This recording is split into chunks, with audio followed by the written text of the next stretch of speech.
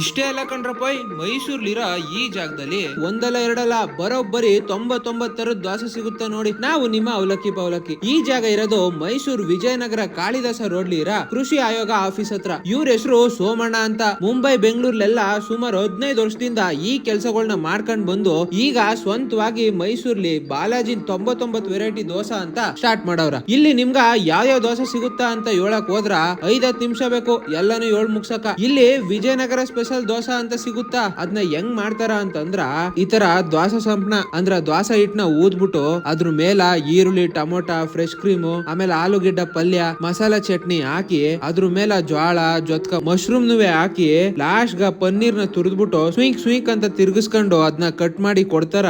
ಇದು ನಮ್ಗಂತೂ ಇಷ್ಟ ಆಯ್ತು. ಇದೇನಪ್ಪಾ 99 ಅಂದ್ಬಿಟ್ಟು ಬರೀ ಒಂದ್ರ ಬಗ್ಗೆ ಹೇಳ್ತಾವನಲ್ಲ ಅಂತ ಅನ್ಕತಿದಾರ್ಯಾ? ಎಲ್ಲಾದ್ರ ಬಗ್ಗೆ ಹೇಳಕ್ ಹೋದ್ರ ಎಷ್ಟ್ರೊಳಷ್ಟ್ರಲ್ಲೇ ವಿಡಿಯೋ ಮುಗ್ದೋಯ್ತ ಅಷ್ಟೇ. ಆಮೇಲೆ ಎಣ್ಣೆ